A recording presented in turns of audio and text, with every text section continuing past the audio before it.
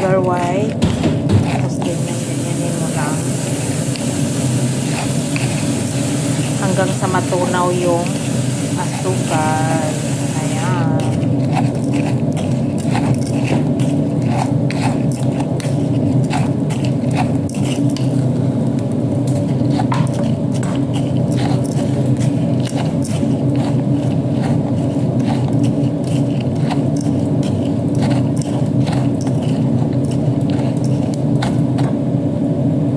So, ayan na siya mga beshi ko. Nagkuha na yan siya. Na-melt na yung sugar. Nagiging brown na yan siya. Ayan siya. So, ayan na siya mga beshi ko. From solid to liquid. So, yung sugar is nagiging brown na siya. Nagiging liquid na siya. Tatanggalin lang natin yung mga buo-buo. Tunawin natin yung buo-buo. So, pag ganyan na yung color niya, isang gagawin natin yan is bubuhusan natin siya ng liquid cream. So, ayan na yung magiging liquid niya.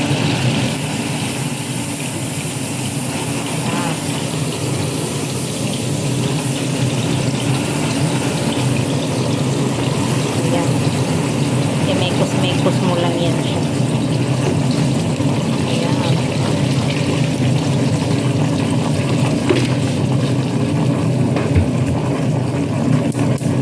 Ilalagay naman natin yung thick cream.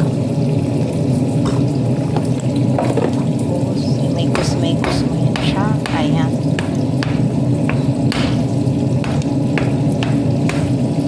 Ganyan lang kasimple gumawa ng caramel.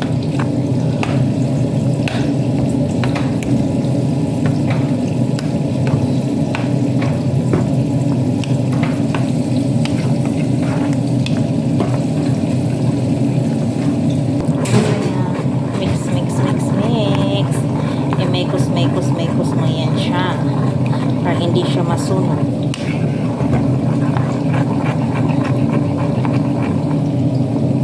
Tapos pag na-melt na yung kuwan is lalagay ako ng butter. Tapos tunawin yung butter. Ayan. Mekos mo yan siya para hindi siya masunog.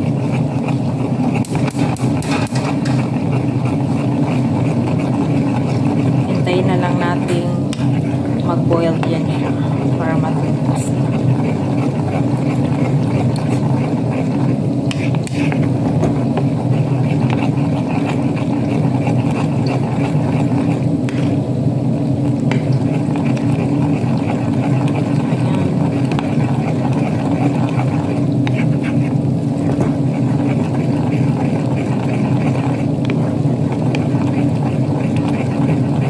Ganyan lang kasimpleng gumawa ng caramel.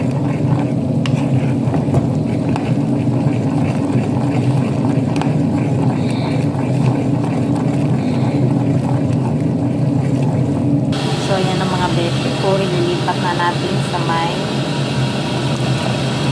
lagayan.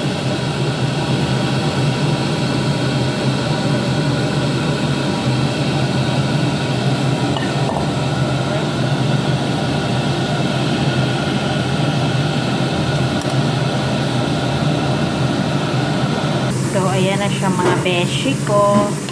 Hintayin na lang natin yan siyang maging malamig. Kasi pag malamig is lalapot na yan siya. magiging thick na yan siya.